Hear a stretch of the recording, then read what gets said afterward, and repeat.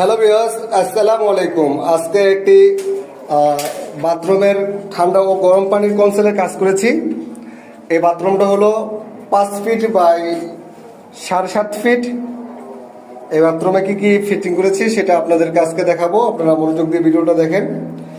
এখানে দুইটা কনসেল চাবি আমি একটা ব্যবহার করেছি রোসা কোম্পানির।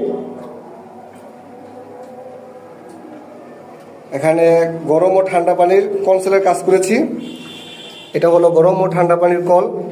আমার হাতের বাম পাশেরটা হলো গরম পানির আর ডান পাশেরটা হলো ঠান্ডা পানির।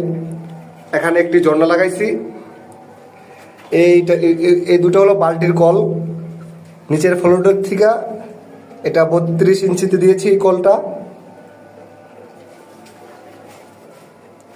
আর এই পাশে একটি পয়েন্ট রাখছি, এটা হলো এখানে একটি ছোট্ট বেসিন বসবে বাথরুমের ভিতরে।